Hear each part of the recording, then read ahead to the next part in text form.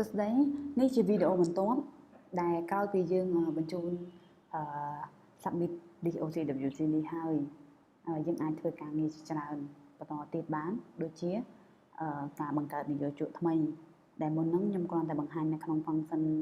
របស់ពលករអត់បានបង្ហាញច្បាស់តាក់ទងជាមួយនឹងការបង្កើតនយោជកថ្មីអញ្ចឹងដើម្បីបង្កើតនយោជកថ្មីគាត់គ្រាន់តែចូលមកមុខងារនយោជកហើយចុចពាក្យបង្កើតនយោជក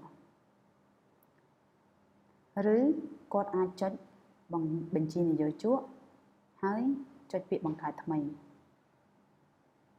អញ្ចឹងមិញតន័យមិញដែលខ្ញុំបានបង្កើតគឺមាន2លើកមុនដែលខ្ញុំធ្លាប់បង្កើតបានមួយជាមួយនឹងនយោជកមុននេះដែលខ្ញុំបង្កើតបានមួយទៀត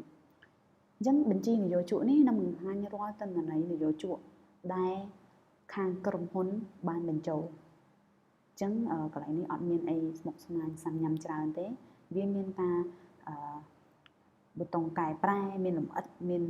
ធ្វើសារឡើងវិញគឺសំដៅទៅលើយើង refresh page ឧទាហរណ៍ក្នុងករណីយើងធ្វើការស្វែងរកឈ្មោះគាត់មួយអញ្ចឹងយើងចង់ refresh page នឹងចោលអូខេយើងលុបអានេះចេញយើងក៏ refresh page ទៅវានឹងត្រឡប់មកវិញហើយយើងទៅហៅតន័យសាដើមឡើងវិញមកវិញវាអត់មានជាបញ្ហាលំបាកឬក៏ពិបាកយល់ត្រង់ជាមួយនឹងទេហើយបើសិនជាយើងចង់កែប្រែដូចគ្នាទៅនឹងពលករដែរគឺគ្រាន់តែចុចទៅលើ record ណាមួយហើយចុចកែប្រែអញ្ចឹងវានឹងហៅតន័យទាំងអស់បោះចូលមកដើម្បីកែប្រែអញ្ចឹង function នយោជកដូចជាអត់មានអីច្រើនទេនៅក្នុងនេះដែរ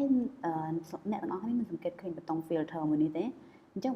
ដែលប៊ូតុង filter នេះគឺផ្ដល់ភាពងាយស្រួលសម្រាប់យើង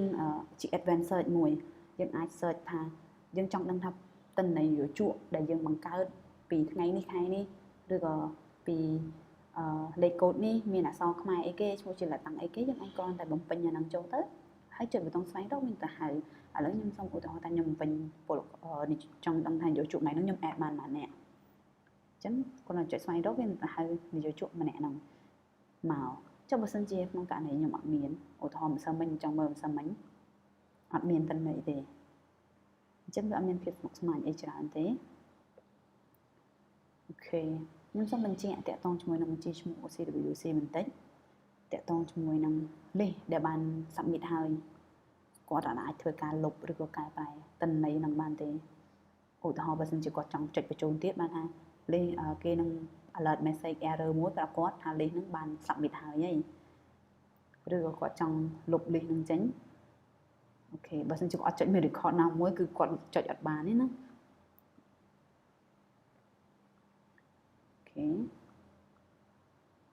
គាត់ចង់លុប list ហ្នឹងគឺអត់អាចលុបបានទេបន្ទាប់ពីបញ្ចូលជាឈ្មោះហើយគឺអាចលុបបានទេតាក់ទងកន្លែងឈ្មោះ error ជាភាសាខ្មែរឬជាភាសាឡាតាំងនេះនៅពេលដែល software run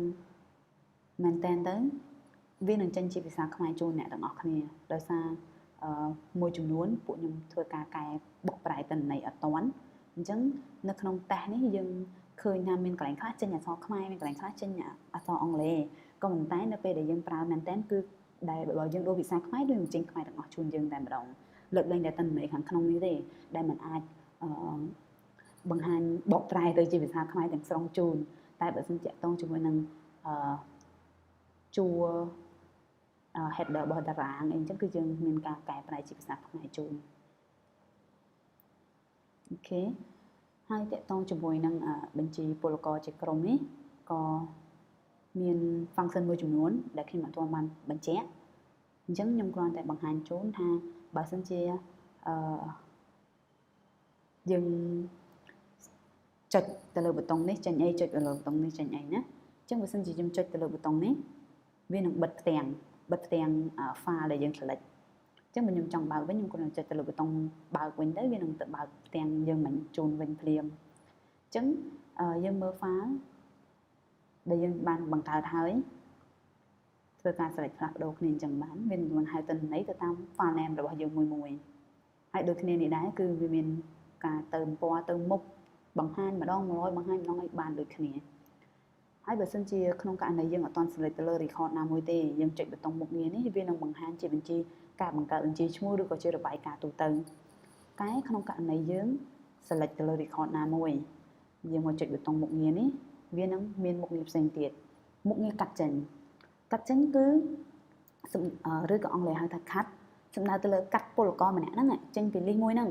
នៅក្នុង file ឈ្មោះ ABC ទៅកាន់ file មួយផ្សេងទៀតឧទាហរណ៍បើសិនខ្ញុំចុចកាត់ចេញអញ្ចឹងខ្ញុំត្រូវជ្រើសរើសថតឯកសារ BSR ហើយខ្ញុំអាចបង្កើត file ថ្មីបាន file អីក៏បានដែរយើងអាចបង្កើតតាមចិត្តចុះបើសិនជាអានេះឧទាហរណ៍ខ្ញុំកាត់ចេញណាអញ្ចឹង list ដែលខ្ញុំបង្កើតមិញនេះនៅសល់តែម្នាក់ឯងហើយនេះគឺជាថ្មី file ថ្មីដែលខ្ញុំកាត់ពីពលករមិញចូលអញ្ចឹងបានថាវាគ្រាន់តែជាលក្ខណៈដូចជា virtual data ដែលយើងអាចធ្វើសកម្មភាពជាច្រើនទៅលើវាបានអញ្ចឹងបើសិនជាខ្ញុំចង់ copy ទិន្នន័យពលករម្នាក់នេះទៅ file ផ្សេងទៀតខ្ញុំគ្រាន់តែចម្លងចុចពាក្យថាចម្លងឬក៏ copy ជ្រើសរើសថតឯកសារហើយខ្ញុំអាចបិទឈ្មោះអីផ្សេងបានទៀតខ្ញុំសេវទុកអញ្ចឹងទិន្នន័យនេះនិងទិន្នន័យនេះគឺដូចគ្នាឧទាហរណ៍ថាខ្ញុំត្រូវការសេវពលករថ្មីចូលទៀតខ្ញុំចង់សេវពលករពីរនាក់នេះចូលទៅក្នុង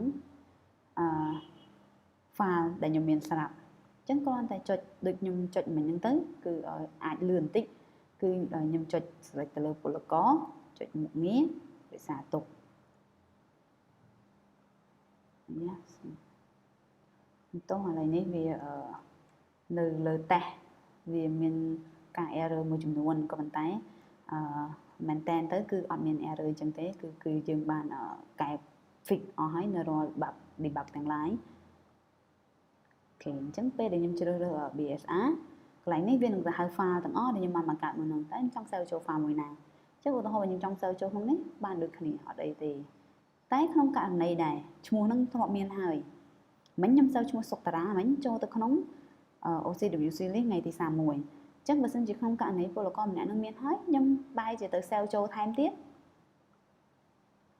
វានឹងអត់ឲ្យសេវចូលទេព្រោះនៅក្នុងបញ្ជីពលករជាក្រុម file មួយនឹងមានហើយតែបើយើងសេវចូល file ផ្សេងវាឲ្យអូខេណានៅក្នុងនេះចុះបើសិនខ្ញុំសេវចូល file OCWC list 2នាក់នេះវាឲ្យ